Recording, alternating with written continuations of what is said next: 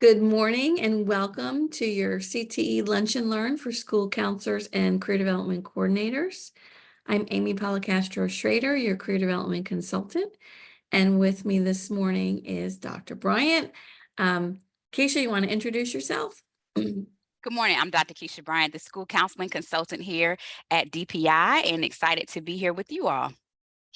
Thank you, Keisha. And this morning's session is Special Populations Overview. And with us this morning is Special Populations Consultant in CTE, Department of Public Instruction, Shannon Baker. I'm going to turn it over to you, Shannon, and mute myself. I'll watch the chat and let you know if anything comes up. And thank you again for being here, Shannon. Okay. Good morning to all. Thanks, Amy, for the introduction. My name is Shannon Baker. Greetings from your North Carolina Department of Public Instruction, where the areas that I oversee are special population, civil rights, and equity. And so on today, I'm just going to do a high-level overview as it relates to working with special populations for our counselor family.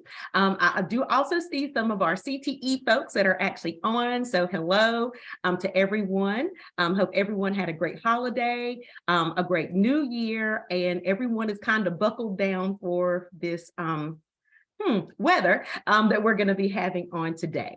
So again, what I'm going to do, I'll go ahead and begin to share my screen.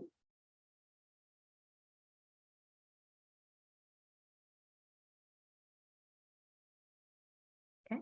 All right. So again, the name of my presentation is going to be Let's Work Together.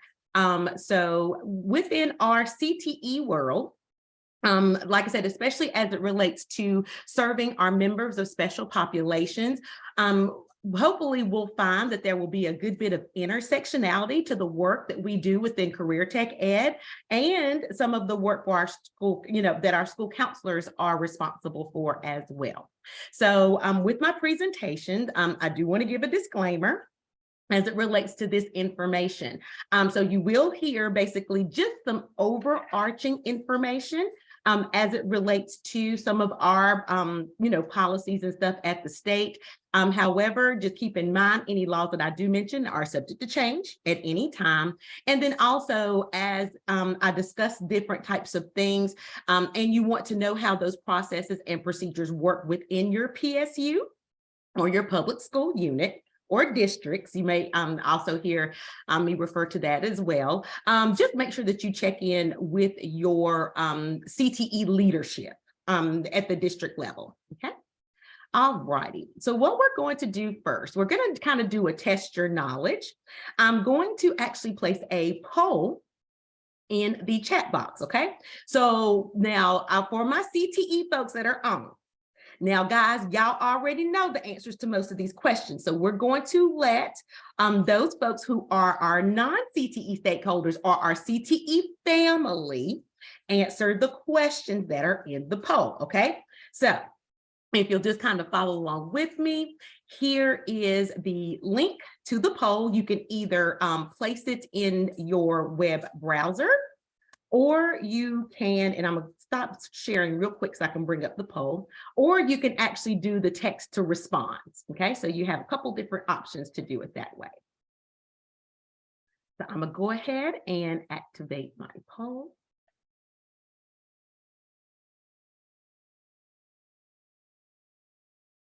All right, so now this first question is open to everyone. So everyone can answer this question here. Okay, so again, what is your current role? So I would like to know, just kind of get a feel in the room. This will be helpful to not only me, but then Amy and Dr. Bryant as it relates to your current role within your PSU. Okay, so are you at, is it a CT support role, middle school counselor, high school counselor, or other? Whether or not you're at the high school level, district level. And I also see some responses coming in the chat. So thank you so much. So Amy, if you can kind of help me keep track with maybe some of the folks that we have here as well. So again, just want to kind of get a feel as to who is joining us on today. So great. So we have some district level folks. We have some other DNAs in the room. Nice. Okay. We have an E.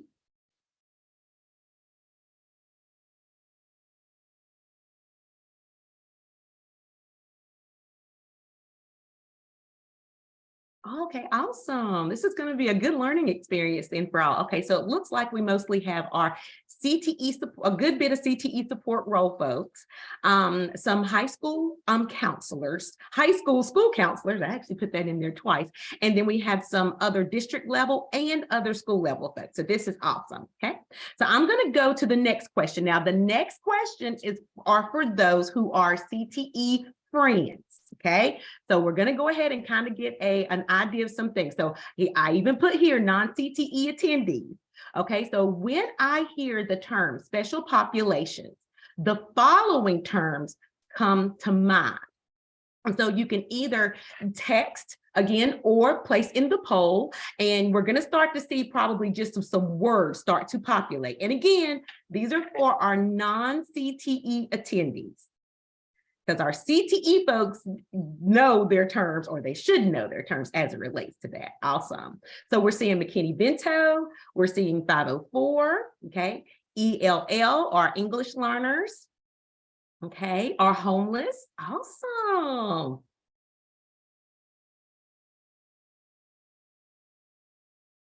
Okay, special ed, I think that special education is in there as well. Accommodations. Nice, some great keywords. And again, you can feel free again if you want to place those words in the chat as well. Nice, and it looks like special education, of course, if you're familiar with the poll everywhere in these polls, the more times that a word is actually submitted, the bigger that the word actually becomes. Okay, awesome. So let's go to the next question. Again, for our non-CTE attendees, so this is a true/false question.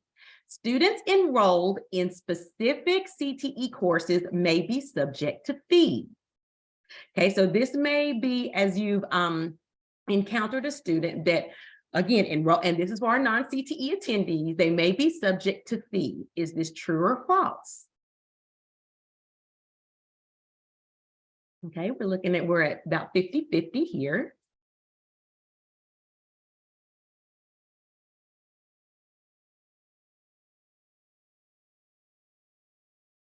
Okay, all right. So it's looking like we have about 60% true, about 40% false. Okay. All right, let's go to the next question. Again, for our CTE family, our friends and our family, our non-CTE attendees.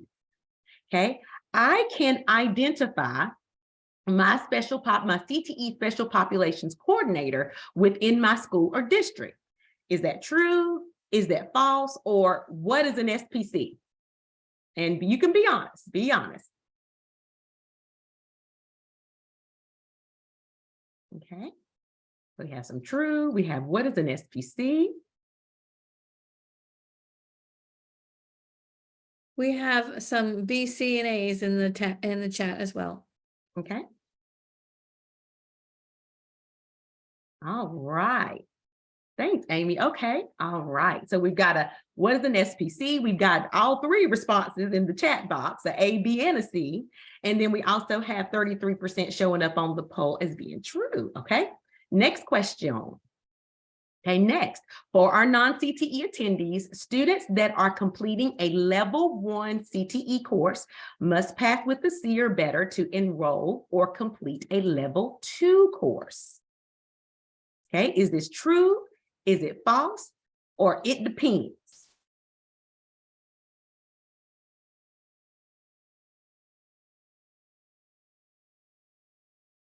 We have a B, false in the chat. Okay. Few of them. Okay, again, just making sure there are non-CTE stakeholders. Okay, awesome. Okay, so we have a thought, we have some B's. We have, I think that's an F for false, this in the chat box. And then also we have some trues and then false and then an F for false. Okay, all right. And then our last question for our non-CTE friends. Okay, I have someone in my, forgive me for the typo, in my school or district that I can contact if I have any question related to CTE. Yes or no? So if you have any question as it relates to CTE, you feel confident that you know someone you can call on. And that is awesome. I love the yeses, because this means that you've heard the term career tech ed, you're familiar with our programs, which is great. And we have yeses in the chat. Nice. Okay, great. So thank you so much for taking the assessment. Our pre-assessment here, just kind of again wanted to get a feel in the room as it related to the levels as it relates to career tech ed, but then also to prepare to kind of touch on some things to prepare you on some of the topics that I'm going to be touching on. So that's the thing. So thank you very much for participating.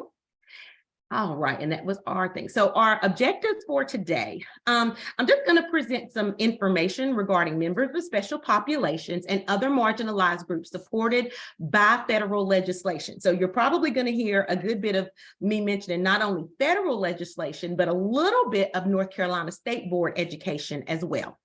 Also, identify supports within your public school unit, your districts, your county, to assist with members of special populations, and then share resources to ensure equity within CTE programs, okay? So the key I want you to understand here is as we kind of go through the presentation, you're gonna hear me not necessarily say special populations or OCS students, because again, we want to make sure that these are just a category that kids fit in, not necessarily who they are.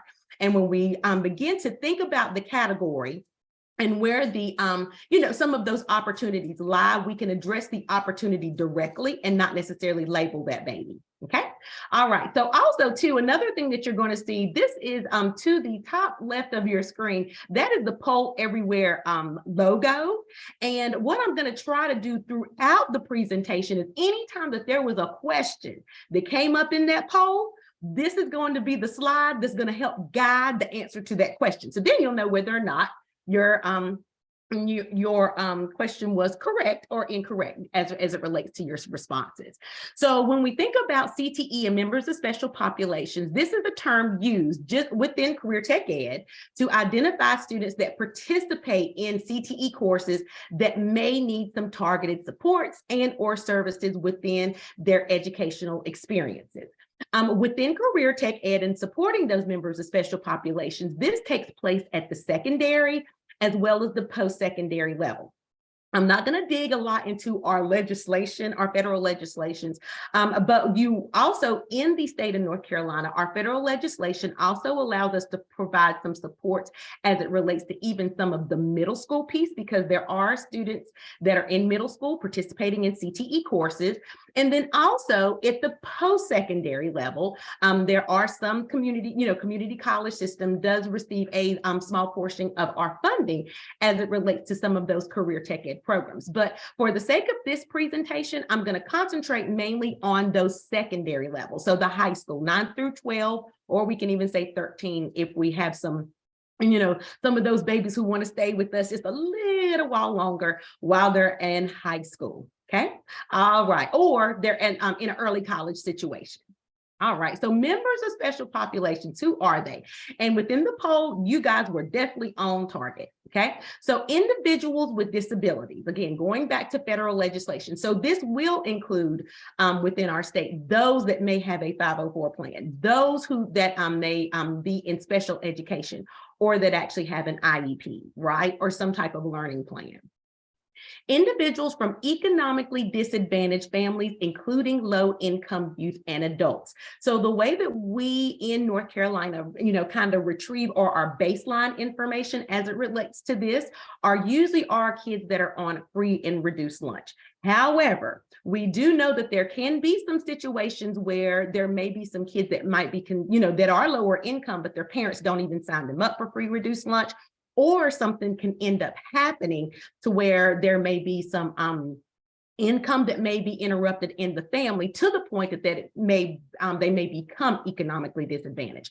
So again, there is a baseline that we do use in our state, in North Carolina, as free and reduced lunch, but it does not necessarily, we're not limited to that when it comes to the population. Individuals preparing for non-traditional fields. And I'll talk a little bit about this in a minute, but with non-traditional fields, this is pretty much our students that are basically the underrepresented gender, male or female, as it relates to certain career fields. Okay, our single parents, including single pregnant women. So these are our dads and our moms as well. Shannon, Our we out have of a workforce. question my apologies. We have a question in the chat. Okay. I don't know if you could see the chat. I could read it if you'd like to, if you are unable to see it. Sure, go ahead. Okay. The question is, what if the entire county is free and reduced lunch or free lunch? Okay, so if the entire county is free and reduced lunch, I would recommend checking with your CTE director to see as it relates to the services that are being provided, if it is the whole entire county, to see what that may look like. Okay, so thanks, Amy, for that. I didn't see that pop up in the chat, so thank you very much. Okay, all right, next, so our out of workforce individuals, and I really wanted to kind of place an asterisk here because whenever it comes to data collection, we at the secondary level do not necessarily collect this data, but with those out of work individuals, sometimes we will find those situations at the post-secondary or the community college level that may be recipients of those federal or the Perkins funds that support the CTE programs. Okay, next are English learners, or what we now refer to as our multilingual learners. And that did come up in the survey, which is awesome. Okay, all right, we're going to continue because we're going to keep going. Our homeless individuals as defined in McKinney-Vento Homeless Education Act. Also, our youth who are in or have aged out of the foster care system. And also our military youth, our youth with a parent who is a member of the armed forces and is on active duty. All right, so these are some of the newer, definitely the military youth is a newer population that has actually been added to our most recent legislation. And then also too, with our youth that are in the foster care system, they have their own line item now as it relates to that. If you notice with these three populations, they are transient populations. Therefore, we want to make sure that in career tech ed that we're definitely keeping an eye on them to make sure that they're successful in our CTE courses. Another thing that you'll find too, that within the slides, I've actually given the citation as it relates to the law and the definitions that we follow within career tech ed. Okay. Another thing that we do in CTE is that we also honor civil rights in career and technical education as well. Okay, so we do, whenever it comes to civil rights and CTE, civil rights actually protects students from being subject to discrimination based on their marginalized group status in career and technical education programs. It pretty much brings the equity portion into CTE and helps to eliminate some of the pieces, again, that may have students that are, for lack of a better term, that potentially can be steered into vocational education programs based upon their marginalized group, okay? One thing that I do at the secondary level, I oversee the civil rights process just to make sure I conduct audits and reviews and such as it relates to this program, just to make sure that equitable practices are in place as it relates to our CTE programs, okay? Overseeing this process, or my process, is the U.S. Department of Education Office for Civil Rights, and then also the U.S. Department of Justice, which actually looks over a portion of the disabilities rights pieces that I review. So whenever we think about the application of civil rights and CTE, we're looking at prohibiting this discrimination based upon race, color, or national origin, based upon sex, disability, age, and then also these are our main facets here whenever, and then I've also given you, again, within the bottom of this slide, the actual laws that go along with this.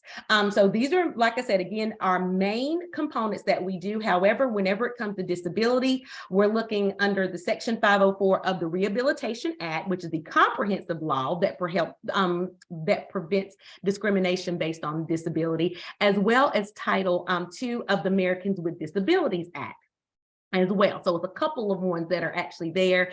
And then whenever we're looking at all of these as it relates even to the race, the sex discrimination and disability and then age, we also have what is called the vocational education program guidelines that specifically speak to different facets of career and technical education. So to give you an example of that, whenever you think about single sex classes, for those who may still have single sex classes, you may see that you may have single sex PE classes, right? You might have a boys and a girls, or you may have single sex weightlifting classes, okay, for boys or girls, or even chorus, right? But however, in career tech ed, based on the vocational education program guidelines, we cannot have intentionally created single sex classes in CTE. Okay, so again, we do have some type of, different types of laws that are basically CTE focused as it relates to our programs as well. So here, just want to talk a little bit about our funding. Not going to get into it again, very high level, but our members of special populations and those marginalized groups are protected by federal laws. So those federal laws yield our federal funding and then funding of those CTE programs. So kind of my visual here is that you have your gavel, which represents the law, plus the money that goes into that is the reason why you see so many things going on in our CTE classes. So again, we have laws and legislation that we must follow as it relates to those CTE classes, which is why you kind of see all the interaction, a lot of the activities that go on in CTE classes, a lot of the supplies and the things that we can do. Because again, we do have laws that we have to abide by and a big brother to answer to. Right. So first, we're going to look at who are we going to call. So whenever we're talking about our identifying your CTE support, so thinking about district level, county level as well, we do have in our state trained CTE staff to provide teacher and student support. The names of these folks are Special Populations Coordinator, we have a Curriculum and Instructional Management Coordinators, and then we have Career Development Coordinators. And this is just at minimum. As we grow our programs in Career Tech Ed, you may find different names that they are called by. You may have in your county like CTE coordinators or oh gosh, some Amy can't, I hate to put you on the spot, but some other, we have work-based learning coordinators now, some different folks both at the school level and at the district level that will be able to provide supports as it relates to our members of special populations. But just do know that they are there. So this is even why when I kind of asked the question of, I know who to go to as it relates to special populations coordination. And some people are like, I don't know who that is. It's okay. If you go to any of these people, they are usually either it, they are tagged as it, or they can direct you in the way of who represents or supports special populations, members of special populations, forgive me, in the school building or at the district level. Okay. All right. So thinking about who CTE supports and what that support looks like. Okay. CTE supports, and I'm going to break it down by each of the members of special populations. So first, starting with students, individuals with disabilities. Whenever we think about our babies that have disabilities, we think about the piece of their implementation of IEPs and the 504 plans. Again, we want to make sure that we're supporting teachers in implementing those pieces, as well as providing our EC family with making sure they're properly implemented within our CTE classes. Also, too, kind of being that liaison with providing instructional strategies and supports if needed as it relates to those students. I did want to highlight this, and I even saw it in the chat box. Someone mentioned modified blueprint whenever they think about the members of members of special populations, which would fall under individuals with disabilities. I want to call out the OCS graduation pathway, because this is CTE courses are a graduation requirement for students on the OCS. Okay, so many times whenever we're looking at CTE courses, looking at graduation pathways, we really don't see CTE spelled out, for the exception of the students on the occupational course of study. So I did want to call that piece out. Okay. All right. So next, looking at CTE supports economically disadvantaged. So CTE courses are free. CTE courses are free. I'm saying one more time. CTE courses are free. In the poll, there was a little bit of variation whenever I said specific courses. And the reason why I mentioned specific courses, because there have been episodes where I've even heard about CTE, kids, thinking that they cannot register for a CTE course, or they cannot afford some pieces of a CTE course because they have to pay certain things. If this comes up, and this is for our non-CTE friends and family that are on the call, if this comes up, please go to your CTE leadership within your district to let this know that this is going on. Okay. All right. So the thing is that this is one way that we're able to provide instruction and those employability skills, namely for our students that are economically disadvantaged. So there's funding to actually pay for these things. So if it's an apparel class and they're making pajama bottoms, there's fabric, all the supplies are provided for those babies. Okay. Whenever it comes to foods classes as well, there's enough material sitting in those classrooms. There are consumable items that can assist with the successful food labs that those kids are producing. So again, keep that in mind. That we do that, but then also too, if kids, there's any external needs, the members of special populations, we're even known to work with school or community level staff just to help locate resources. Again, we're not the main go-to, but again, we can help school counselors as it relates to those different pieces as well, because we do work a good bit with our business and industries with supporting our members of special populations. So we do support our non-traditional students. And so CTE really goes basically by defining the career. So how does CTE define a non-traditional career? Occupations or fields of work from which students from one gender comprise less than 25% of individuals employed in each such occupation or field of work. So this is whenever you begin to see our females going into the welding classes, because those welding classes could ultimately prepare them for a non-traditional career as welders.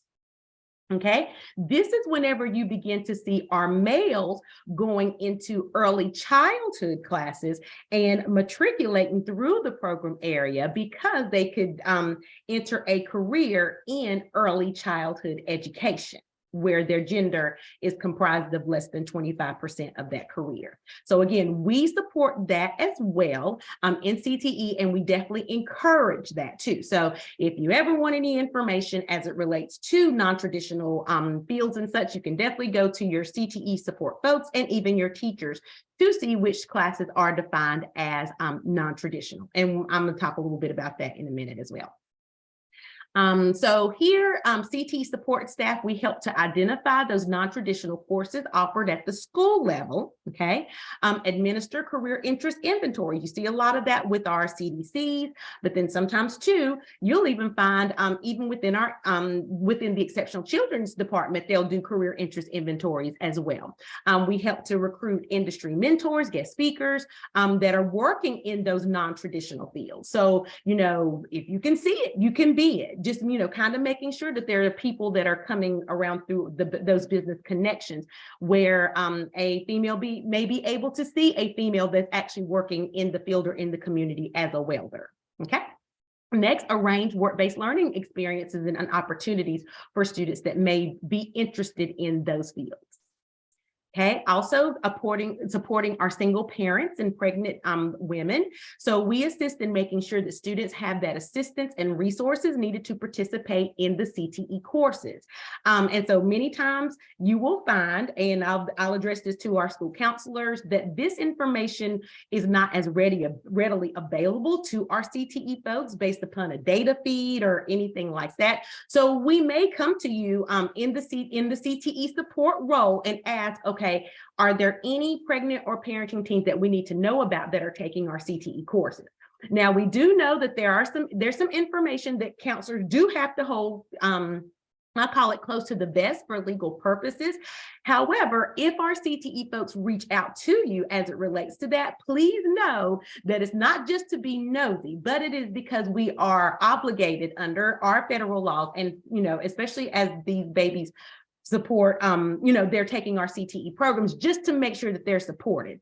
So in the event that there are some accommodations that need to be made, in the event that, we're looking at why a student may be accumulating a whole bunch of absences or maybe sick or something like that, just again, to help us support you in making sure those students successfully matriculate through those CTE courses as well. Okay. All right, next, supporting our English learners or our multilingual learners. So we in CTE, we work with our multilingual teachers or case managers just to implement some of the instructional strategies stated on their learning plan. Okay, based on the student's access scores. Look at accommodations and resources for credentialing if they're acceptable, and then also any type of supplemental supports if they are needed in those career tech ed classrooms. Going back to our homeless youth, and then we'll even talk about foster youth next, how we do support our homeless youth under McKinney-Vento. This is kind of just a general. We know that our school counselors definitely know that there's more parts as it relates to McKinney-Vento, but I don't want to go down the rabbit hole with this, but just a student that has that lack of fixed, regular, and adequate nighttime residents or other conditions. And then with our CT support staff, we just work with our social workers and school counselors, again, just to make sure that those kids are supported within their career tech ed courses. And then they're provided with instructional and supplemental supports if needed. Also with our foster youth, whenever the babies that are placed in state custody, same thing, okay, as it relates to supporting our McKinney-Vento youth as well, how we can support within career tech ed.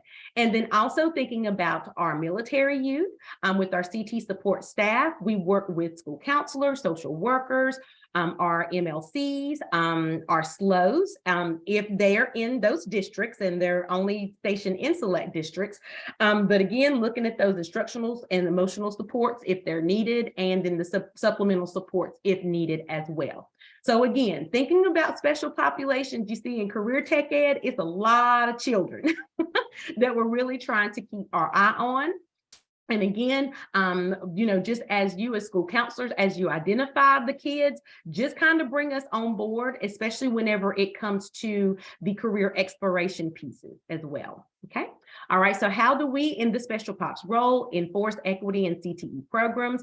What we try to do is educate, and do a little bit more of the educating piece, right? And this opportunity today even lends itself to educating students and their support systems about CTE programs. So when we think about their CTE, this baby supports, we're talking about parents, but then we could have kids that might be in a certain situation where parents or guardians may not even be around. We're talking about high school kids, right? But then also our non-CTE staff. I'm thinking about the EC teachers and case managers, our school counselors, even social workers if need be, our ML or EL teachers or case managers, and then are those who support our military youth as well. So again, if it seems like we kind of come to you from the CTE vein and we're being a little bit nosy as it relates to kids, we just want to make sure that none of our kids are left behind in career tech ed, especially because it presents so many opportunities after graduation for them to be able to be employable and also seek out, be career and college ready. Okay, all right. We provide supports in creating inclusive programs. Looking at recruitment and materials and admissions. This kind of goes back not only to the Perkins portion, but also to the civil rights piece. Looking at pictures, we look at pictures and brochures, social media. Is it inclusive of all kids, right? And all meaning all. Whether it is racial, whether it's gender, whether they're students with disability, they can participate in our CTE programs. Are your must-haves equitable or lawful? This is why I asked about kids getting certain grades to be able to participate or go to level 2 programs. Looking at our prerequisites. This kind of goes back to the North Carolina piece. Looking at grad policy 009, you can't necessarily put superficial reasonings or grades to allow kids into certain CTE programs. Also going to fees, looking at applications, right? And then also making sure that we disclose third-party or industry regulations. You hear of a lot of credentialing opportunities within career tech ed. Within CTE, case in point, whenever it comes to accommodations on an IEP, in the CTE class, the student may be able to get a lot of accommodations. However, when it comes to that credentialing opportunity, the credential may not allow certain accommodations that are sitting on that student's IEP. So what does that look like? Okay. All right. Also, too, looking at instructional facilities. Can all students, including those with disabilities, participate in those CTE programs? Looking at those instructional areas, the classrooms and the labs. Okay, so looking at those pieces and making sure that they are inclusive for all students. So I'm getting a little bit short on time, but looking at some of your resources, we do have our CTE course management system. I'm sure you probably heard about this from our CTE stakeholders. If you're unfamiliar with it, reach out to one of your CTE friends, school counselors, just to find out the information that lies within this course management system. You're able to look up course descriptions quickly.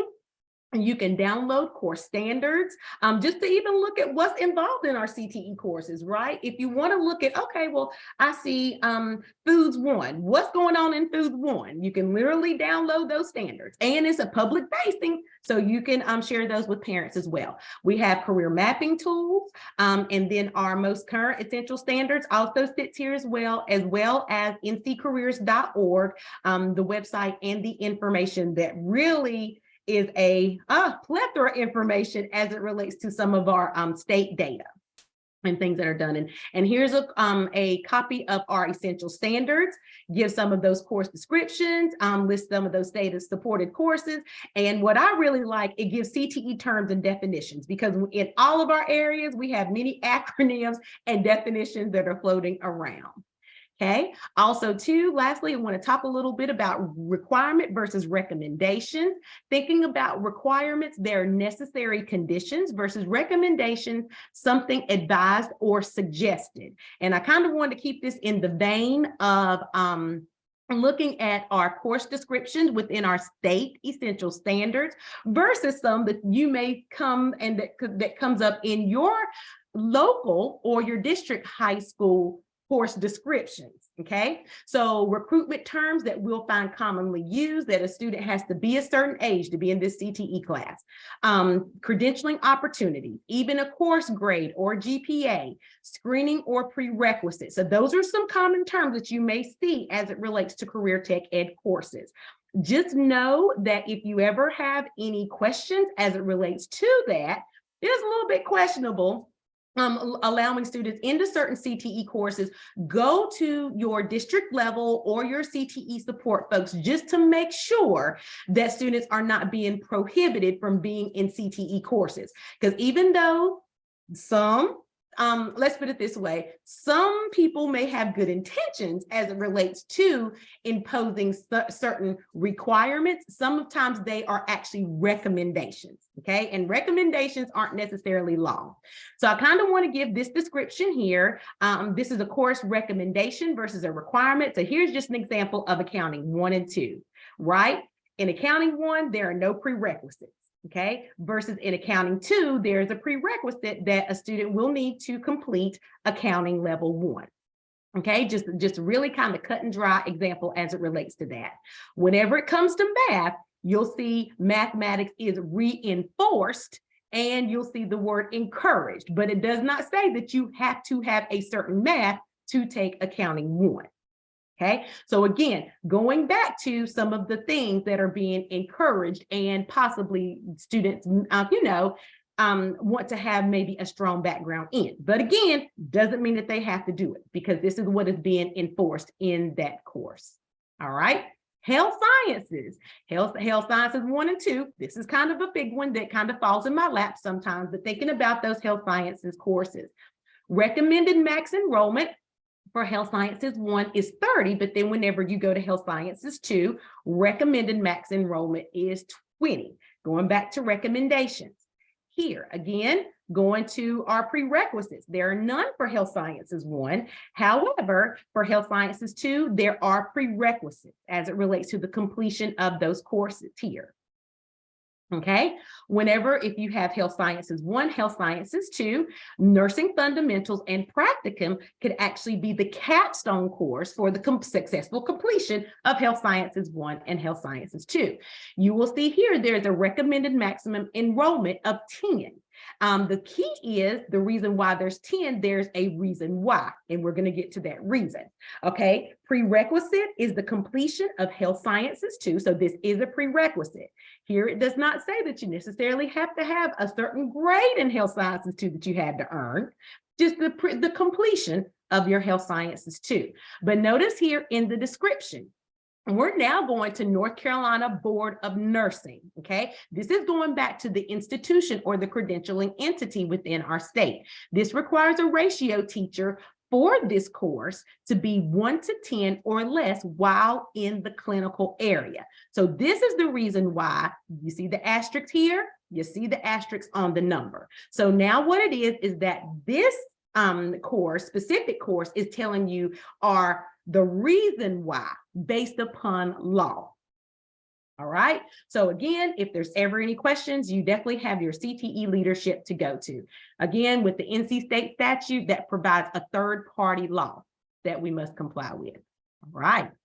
And so we are at the end of the presentation. Just wanted to see if, again, encourage you to follow us as it relates to our social media within Career and Tech Ed. And I will ask Amy if she will stop the recording at this point for our Q&A. Dr. Bryant, thank you so much. Thank you so much for the opportunity to share. And I'll go ahead and place my email address in the event that you have any questions in the chat box. Thanks so much. Shannon, thank you. Thank you again. Excellent information and sharing.